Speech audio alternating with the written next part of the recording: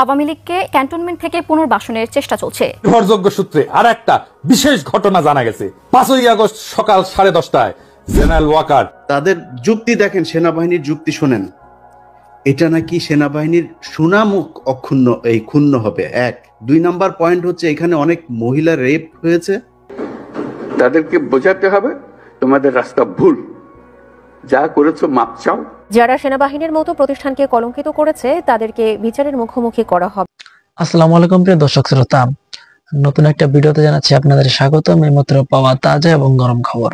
আজকের এই ভিডিওটি কেমন হতে চলেছে, কতটা গুরুত্বপূর্ণ, ভিডিওর অংশ বিশেষ এবং শিরোনাম দেখে কিন্তু আপনারা ইতিমধ্যে বুঝেই গেছেন কতটা গুরুত্বপূর্ণ আজকের এই ভিডিওটি।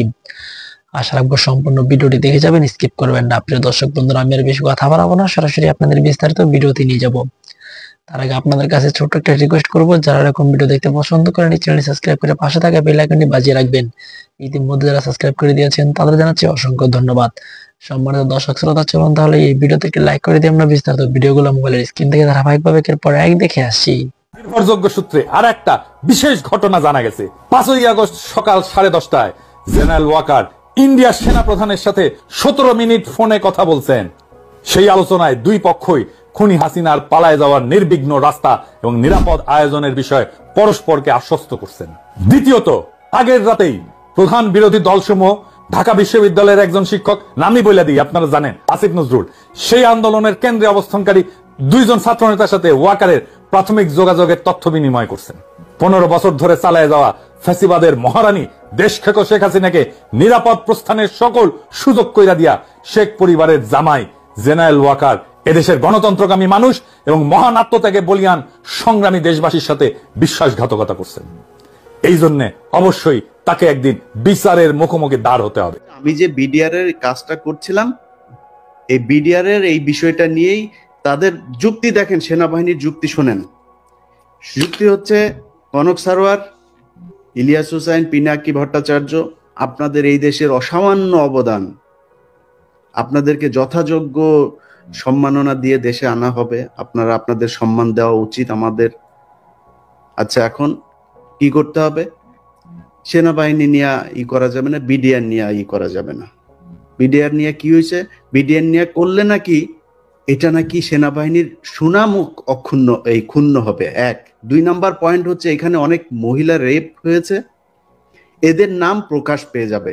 কত লেম একটা যুক্তি, আপনি চিন্তা করেন, এটা হয়ে যাবে। তো আমি বলেছি যে আমরা পৃথিবীতে এখন পর্যন্ত, আমি তো সাংবাদিকতায় যতটুকু আমার প্রশিক্ষণ নেওয়া হয়েছে, আমি তো কোথাও শুনি নাই যে কোনো রেপ হওয়া কোনো নারীর নাম কোনো গণমাধ্যম প্রকাশ করতে পারে, আনলেস শি ইজ ডেথ।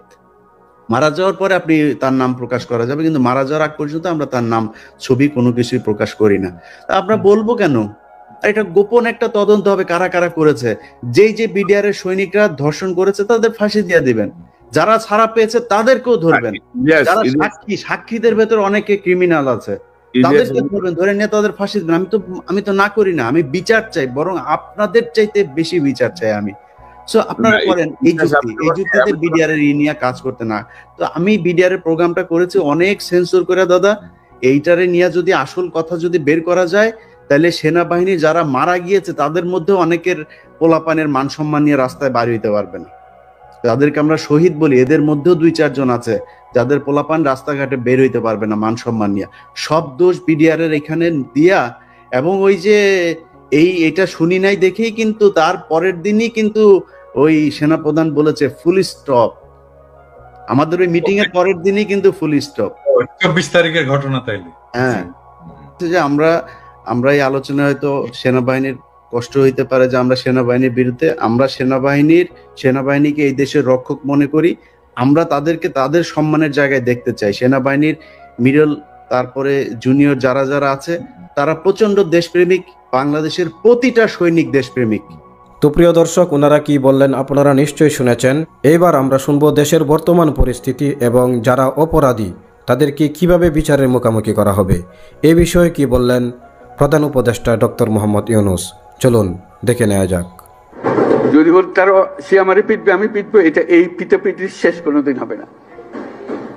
তাদেরকে বোঝাতে হবে তোমাদের রাস্তা ভুল, যা করেছো মাপ চাও। তোমরা বিচারের কথা বলেছো অনেক সময়, বিচার তো হবে, বিচারের কাজ সরকারের দায়িত্ব বিচার করা, এবং তোমরা তাৎক্ষণিক বিচার চেয়েছো, এখানে অনেকে তাৎক্ষণিক এক্ষুনি বিচার চাই। বিচারের মুশকিল হলো যে তাৎক্ষণিক হয় না এই জিনিস, কারণ তাৎক্ষণিক হতে হলে অবিচার হয়ে যায়। বিচারের মূল জিনিসটা হলো এটা সুবিচার হতে হবে। বিচারের কাজ চলতে থাকুক, যারা অপরাধী, যাকে সাক্ষ্য প্রমাণ আছে তারা পুলিশের হাতে সুপর্দ করে দাও, বিচারের হাতে তুলে দাও, সে প্রক্রিয়া চলতে থাকবে, তুমি তুলে দেবে তাকে যথেষ্ট সাক্ষী প্রমাণ সহ। অবিচার যেন না হয়। আমরা অবিচারের বিরুদ্ধে দাঁড়িয়েছিলাম বলেই আজকে এই সংগ্রাম হয়েছে, এই আত্মত্যাগ হয়েছে। আর আমরা যদি অবিচারে নেমে যাই তাহলে তাদের আর আমাদের তফাৎ হলো কি? আমরা অবিচারে নামবো না। আমরা যাদের অপরাধী তাদেরকে পুলিশের হাতে, আইনের হাতে সুপর্দ করব, আর যারা অপরাধী নয়, যে পুলিশের হাতে দেওয়ার মতো নাই, তাদেরকে মানুষ করব যে ভাই এই দেশ আমরা একসঙ্গে করি, যেই দেশের স্বপ্ন আমরা দেখতেছি, তোমরাও এই স্বপ্ন দেখে, তো এই দেশ আমার একার না, তোমারও এই দেশ। তোমাকে আমরা দেশ থেকে বাইর করার কথা বলতেছি না। তুমি এই দেশের সন্তান, আমি এই দেশের সন্তান। তুমি আমার বহু কষ্ট দিছো, আমি তো অনেক কষ্ট দেবো না। আমরা একযোগে যত তাড়াতাড়ি পারি এটা একটা সুন্দর দেশ বানাবো। এই করতে আসতে হবে তো আমাদেরকে, বোঝাপড়াতে আসতে হবে। সেই বোঝাপড়াটা তোমাদের থেকে শুরু হতে হবে। সরকারি পর্যায়ে বোঝাপড়া হয় না। কাজেই সেই জিনিসটা দেখো, যারা অপরাধী তাদের অবশ্যই বিচার করতে হবে, যারা অপরাধী নয় তাদেরকে সৎ পথে নিয়ে আসতে হবে আমাদেরকে, এই দেশে থাকার জন্য, একত্রে থাকার জন্য। এবং সেখানে ওদের কথা বলতেছি, তারা আমাদের উপরে 16 বছর ধরে অত্যাচার করে, অত্যাচারের কোনো সীমা নেই, সেটা আমাকে বলতে হবে না, আপনারা আমার থেকে বহুগুলো বেশি ভালো জানেন। তো কথা হলো যে আমরা আজকে যারা বসে আছি তাদের মধ্যেও যেন আবার আপনারা আর আমরা আলাদা হয়ে না। সেনাপ্রধানের সাথে বৈঠক এবং তারপর জনাব হাসনাত আবদুল্লাহর স্টেটাসকে ঘিরে যা যা ঘটল, আজ আমরা আলোচনা করব এনসিপির মধ্যে যা যা ঘটেছে সেগুলো নিয়ে, সেটা কেন ঘটলো, এবং খুব গুরুত্বপূর্ণ প্রশ্ন, এই জিনিসগুলো কি আমাদের ধারণা দেয় যে দল হিসাবে, রাজনৈতিক দল হিসাবে এনসিপি এখন রাজনৈতিক দল, তারা কেমন করবে, তাদের ভবিষ্যতে আমরা কি দেখতে পারি। অ্যাটলিস্ট এই মোমেন্টে দাঁড়িয়ে, আমি বলছি না এই মোমেন্টে দাঁড়িয়ে দেখাটাই সঠিক প্রমাণিত হবে, কিন্তু অন্তত এই মুহূর্তটা আমাদের কী ধারণা দেয় সেটা নিয়ে কথা বলতে চাই। অনেকগুলো খুব গুরুত্বপূর্ণ প্রশ্ন তৈরি হয়েছে বা আমাদের সামনে হাজির হয়েছে এই ঘটনাকে কেন্দ্র করে। পরম্পরাগুলো যদি মনে রাখি, জনাব হাসনাত আবদুল্লাহ স্টেটাস দিয়েছেন 11 মার্চে সেনাপ্রধানের সাথে। উনি অবশ্য সেনাপ্রধান বলেননি, তিনি তাদেরকে ক্যান্টনমেন্টে নিয়ে যাওয়া হয়েছিল, সেখানে চাপ দেওয়া হয়েছে রিফাইন্ড আওয়ামী লীগকে নির্বাচনে মেনে নেওয়ার জন্য, এরকম একটা কথা বলেন, এবং আমরা ধারণা করতে পারি আসলে অল্প সময়ের মধ্যে এই ঘটনাটা কী হয়েছিল। পরবর্তীতে এটা নিয়ে প্রচুর আলোচনা আছে এবং আমরা ইঙ্গিতে বুঝতে পারি এটা আসলে সেনাপ্রধানের সাথেই বৈঠকটা হয়েছিল। তারপরে নেত্র নিউজ একটা নিউজ করে, যেখানে সেনা আন্তঃবাহিনী যে যোগাযোগ রক্ষা করে, যে পাবলিক যে কমিউনিকেশন করে, আইএসপিআর, তাদের কিছু সূত্রের উদ্ধৃতি দিয়ে কিছু মন্তব্য আসে এবং সেটা সেনা সদর প্রতিবাদ করেনি। তাতে আমরা বুঝতে পারি যে এটা এন্ডোর্স করছে। সেখানে আমরা জানতে পারি সেনাপ্রধান আসলেই হাসনাত এবং সার্জিসের সাথে কথা বলেছিলেন এবং সেখানে আওয়ামী লীগ প্রসঙ্গে এসেছিল। এরপর জনাব সার্জিস আলম একটা স্টেটাস দেন যাতে ফ্যাক্টসগুলো মোটামুটি একই থাকে, কিন্তু ট্রুথ, আমি আগেও বলেছি যে জনাব হাসনাত এটাকে যেভাবে ফ্রেম করার চেষ্টা করেছেন বা তার আন্ডারস্ট্যান্ডিং যেমন ছিল, জনাব সার্জিসের understanding was a bit different, যে এটা কোনো চাপটাপ ছিল না। তিনি বলছেন যে উনি অনেক বোল্ড ছিলেন, কিন্তু এটা আসলে তার অপিনিয়ন তিনি জানাচ্ছেন, এইভাবে বলা হচ্ছিল। এরপর ইনফ্যাক্ট এই দলটার মধ্যে যা যা ঘটলো এবং জনাব হাসনাত যা বলেছেন, যা করেছেন, সেটার সব কিছু নিয়েই আমরা একটু কথা বলতে চাই। একটা বিস্তারিত রিপোর্ট এসছে ডেলি প্রথম আলোতে। সেনাপ্রধানের সাথে বৈঠক নিয়ে হাসনাত ও সার্জিসের ফেসবুক পোস্টে দলে অসন্তোষ। এর মধ্যে সবচেয়ে বড় বোমাটা ফাটিয়েছেন জনাব হান্নান মাসুদ, কারণ এখানে বেশ কিছু তথ্য আমাদের সামনে আসছে এই রিপোর্টে, যেগুলো আসলে তাদের অভ্যন্তরীণ একটা গ্রুপে আলোচনা হয়েছে বা তাদের কোনো কোনো নেতা নাম প্রকাশে অনিচ্ছুক হয়ে জানিয়েছেন। কিন্তু জনাব হান্নান মাসুদের এই মন্তব্যটা জনাব সার্জিসের স্টেটাসের পর এটা অনেকেরই দৃষ্টি আকর্ষণ করেছে। তিনি বলছেন, উনি জ্যেষ্ঠ যুগ্ম সমন্বয়ক, তিনি বলছেন এসব কি ভাই, পাবলিকলি বলছি দুজনের একজন মিথ্যা বলছেন, এটা চলতে পারে না। মানুষ এনসিপিকে নিয়ে যখন স্বপ্ন বুনছে তখন এভাবে এনসিপিকে বিতর্কিত করা কাদের এজেন্ডা? একদম উনি আবার বলছেন, প্রকাশ্যেই বলছি। জনাব হান্নান মাসুদের কি এভাবে প্রকাশ্যে বলার উচিত হয়েছে? বা দুজনের একজন মিথ্যা বলছেই, ইজ ইট দ্যাট? আমরা একটু যদি আলোচনা করে নেই, ঘটনাগুলো ঘটেছে, চিফ যেভাবে বলেছেন এটা সার্জিসের কাছে মনে হতেও পারে যে এটা কোনো চাপ না, এটা তার অভিমত তিনি জানাচ্ছেন। আবার একই বক্তব্য আমাদের পারস্পরিক আন্ডারস্ট্যান্ডিংয়ে কারো কারো কাছে মনে হতে পারে যে এটা চাপ এবং উনি আমাকে জোর করছেন। এটা পারসেপশন ভ্যারি করতে পারে, কারণ সার্জিসও কোনো ডিফারেন্ট কোনো ফ্যাক্ট সামনে আনেননি। হাসনাতের কোনো বক্তব্যকে উনি কিন্তু মিথ্যা বলেননি, ঘটনাগুলো সব একই ঘটেছে। সো দলের একজন গুরুত্বপূর্ণ সদস্য হিসেবে হান্নান মাসুদকে আমরা চিনি, এই মুভমেন্টে হান্নানের মানে গণঅভ্যুত্থানে তার রোলের কথা জানি, এই দলে উনি খুবই গুরুত্বপূর্ণ হয়ে উঠেছেন। কিন্তু তার এই মন্তব্যটা এইভাবে প্রকাশ্যে করা অদ্ভুত, অবিশ্বাস্য মনে হতে পারে, বাট ইট হ্যাপেন্ড। আবারও বলছি, কেন হচ্ছে সেগুলো আমরা খুঁজে দেখার চেষ্টা করব। এর মধ্যে যেটা হয়েছে, হোয়াটসঅ্যাপ গ্রুপে অনেক আলোচনা হয়েছে, এর মধ্যে নামই আছে যে খালেদ সাইফুল্লাহ নামের একজন নেতা লিখেছেন গুটি কয়েক ব্যক্তি তাদের ব্যক্তিগত চিন্তা প্রসূত কথাবার্তা কোনো ধরনের সাংগঠনিক সিদ্ধান্ত ছাড়াই বাইরে প্রকাশ করছেন, ব্যক্তিগত রাজনীতি হাসিলের জন্য যখন যা কিছু করে বেড়াচ্ছেন সেগুলো যে স্ববিরোধী হয়ে যাচ্ছে সেটা নিয়ে তাদের কোনো উদ্বেগ নেই। এখানে একটা কথা উনি গুরুত্বপূর্ণভাবে বলেছেন, ব্যক্তিগত রাজনীতি হাসিলের জন্য। ইম্পর্টেন্ট, এটা আমরা মনে রাখবো, আমি সেই জায়গায় আসবো। যদি সেলিব্রিটি ফেস, কন্ট্রোভার্সি আর পপুলিজম দিয়ে রাজনীতি করতে চান তাহলে আমাদের পার্টি থেকে বাদ দিয়ে টিকটকারদের এনে বসিয়ে দেন, বুঝতে পারছি আমরা। আরেকজন বলছেন, একটি দলের সদস্য হয়ে ব্যক্তিগত জনপ্রিয়তা অর্জনের রাজনীতি করবেন না, দলের কথাও ভাবতে হবে। আরেকজন লিখেছেন, গত সাধারণ সভায় আলাপ উঠেছিল ডেকোরামের কেউ যাতে হুটহাট ফেসবুকে পোস্ট না দেয় এবং নিজেরা আরও বেশি অ্যালাইন হয়, কিন্তু কে শুনে কার কথা। এখানে আরেকজনের নাম সাইফুল্লাহ হায়দার, আমাদেরকে ডেকে আপনারা জানিয়ে দিন, আমরা অনেক পপুলিস্ট, এভাবেই রাজনীতি করব, ইচ্ছা হলে থাকেন, না হলে চলে যান। আরেকজন লেখেন, দল গোল্লায় যাক, ওনারা অলওয়েজ লাইমলাইটে থাকতে হবে। আমরা মন্তব্যের প্যাটার্নকে খেয়াল করছি, আমরা খুব বেশি এই আলোচনায় ঢুকছি না। এই প্রেক্ষাপটে জনাব হাসনাত আবদুল্লাহর স্টেটাসকে শিষ্টাচার বহির্ভূত বলেছেন নাসির উদ্দিন পাটোয়ারি।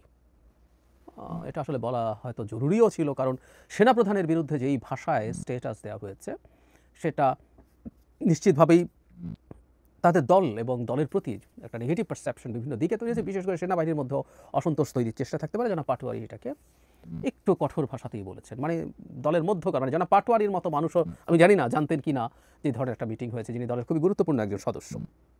আমি পরপর দুদিন নাগরিক পার্টির এনসিপির দুজন গুরুত্বপূর্ণ নেতার সাথে টকশোতে ছিলাম, দুটো ভিন্ন চ্যানেলে, এবং প্রকাশ্যেই একটা টকশোতে প্রকাশ্যেই এনসিপির নেতা বলেছেন যে এটা কোনোভাবেই তাদের দলের সিদ্ধান্ত নয়। আমি অবশ্য এখনও এনসিপির অফিসিয়াল কোনো স্টেটমেন্ট অ্যাবাউট হাসনাত আবদুল্লাহর স্টেটাস আমার সামনে অন্তত আসেনি, এটা দেরি হচ্ছে তাদের। এটা আসলে যদি না এসে থাকে এটা আরও আগেই ক্ল্যারিফাই করা দরকার ছিল, কারণ দল এটাকে কীভাবে দেখছে। তো তিনি অন রেকর্ড বলেছেন যে এটা আসলে দলের কেউ, দল এটাকে এন্ডোর্স করছে না এবং দলের পক্ষ থেকেও তারা সেখানে যাননি। তাহলে আমরা খেয়াল করি মোটা দাগে তাহলে ব্যাপারটা এই দাঁড়ালো, হাসনাত সার্জিস আলাদাভাবে যোগাযোগ করে তাদেরকে ধরে টরে নিয়ে গেছে বা ডেকে নিয়ে গেছে এরকম না, তারা যোগাযোগ করে সেনাপ্রধানের সাথে দেখা করেছেন, তারা এই আলাপগুলো করে এসছেন, অথবা তাদেরকে যদি সমন করে নিয়েও যাওয়া হয় বা আমন্ত্রণ করে নিয়েও যাওয়া হয়, এই প্রত্যেকটা পদক্ষেপ অন্তত তাদের একটা কোর কমিটি আছে, সেই কমিটির জানার কথা ছিল যে আমাদেরকে ডাকা হয়েছে, আমরা যাচ্ছি, কী বিষয়ে আলোচনা হতে পারে, কি বলবো আমরা, কি করবো, তাদের একটা যাওয়ার আগেই একটা বৈঠক হওয়ার কথা ছিল বা উচিত ছিল, খুব স্বাভাবিকভাবেই। সেটা তারা করেননি, তারা গেলেন, তারা এসে এমনকি ফেসবুক স্ট্যাটাসে দেওয়ার আগ পর্যন্ত সম্ভবত খুব গুরুত্বপূর্ণ অনেকেই জানতেন না তারা এই কাজটা করেছেন। মানে তো অবিশ্বাস্য ব্যাপার, দুজনের একজনও অন্তত কোর কমিটি, আমরা এখনো জানি না তাদের ডিসিশন মেকিং কীভাবে হয়, আমি ধরে নিচ্ছি তাদের একটা কোর কমিটি আছে যেটার কথা তারা বলেন সেটাই নেয়, ফিরে এসে অন্তত তাদেরকে তো ব্রিফ করার কথা ছিল, তারপর সেটা নিয়ে কী করবেন না করবেন। নট অনলি দ্যাট, এত বড় একটা ব্যাপার ফেসবুকে দেওয়ার জন্য জনাব হাসনাত আবদুল্লাহর কিন্তু দলের সাথে আলোচনা করা দরকার ছিল। উনি কি করেছিলেন? আচ্ছা, যদি করে থাকেন এবং দল যদি বলে স্ট্যাটাস দাও, কোর কমিটি বা টপ যে লিডারশিপ আছে তারা, তো ভয়ঙ্কর কথা। তাহলে এই দল কি মনে করে, একটা রাষ্ট্র, একটা স্টেট কীভাবে ফাংশন করে, রাজনীতি কীভাবে করতে হয়, কী বোঝে তাহলে? আর যদি দল না জেনে থাকে, সেই দলের দুজন মুখ্য সংগঠকের একজন এবং জরুরি কথা সবচেয়ে পরিচিত ফেসদের একজন এই কথা, এরকম একটা ভয়ঙ্কর অভিযোগ নিজে নিজে দিয়ে দিলেন, নিজে নিজে এরকম করে ফেলা যায়, এবং তার বিরুদ্ধে কোনো ব্যবস্থা, কোনো পদক্ষেপ নিচ্ছেন তারা। আবার জনাব সার্জিস আলম, আমি সার্জিসের এবারকার স্টেটাসটাকে আমার কাছে টু সাম এক্সটেন্ট এই ঘটনাটা ঘটে যাওয়ার পর এটা দলের প্রতি কিছুটা সহানুভূতি তৈরি বা অ্যাটলিস্ট ডিএসকালেট করা মিলিটারির সাথে টেনশনকে, সেই হিসাবে কাজ করবে। সুতরাং তিনি আলাপ করে দিয়েছেন কিনা জানি না, তিনি আলাপ না করেও যদি দিয়ে থাকেন, স্টিল এটা কিছুটা ডিএসকালেশন হয়েছে। যেমন জনাব নাসির উদ্দিন পাটোয়ারি যেভাবে এটাকে শিষ্টাচার বহির্ভূত বলেছেন, এটার মাধ্যমে এটাকে ডিজোন করার যে টেন্ডেন্সি সেটা, এবং জনাব হান্নান মাসুদের মতো একজন মানুষ প্রকাশ্যে দুজনের একজন মিথ্যা বলছেন, দুজনের একজন মিথ্যা না বলতেও পারেন, কারণ আসলে ওই যে বলেছে, আমি একটু আগেই ব্যাখ্যা করেছি, কিন্তু উনি প্রকাশ্যে এসে আবার এই কথাটা বললেন।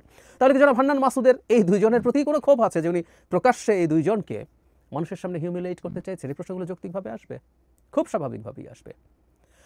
আর সোফার যা হয়েছে আমি ধারণা করছি সার্কামস্টেন্সিয়াল এভিডেন্স দিয়ে যে এটা আসলে দলের সর্বোচ্চ পর্যায়ে বা জানতো না, তাদের যাওয়া, তাদের বৈঠক করে আসা, তাহলে তারা যে এটা করলেন তাতে গ্রুপে যে আলাপগুলো হচ্ছে প্রায় প্রত্যেকে একই কথা লিখছেন যে ব্যক্তিগত জনপ্রিয়তার জন্য তারা এই কাজগুলো করছেন, ব্যক্তিগত রাজনীতি এই শব্দটাও কেউ কেউ লিখেছেন।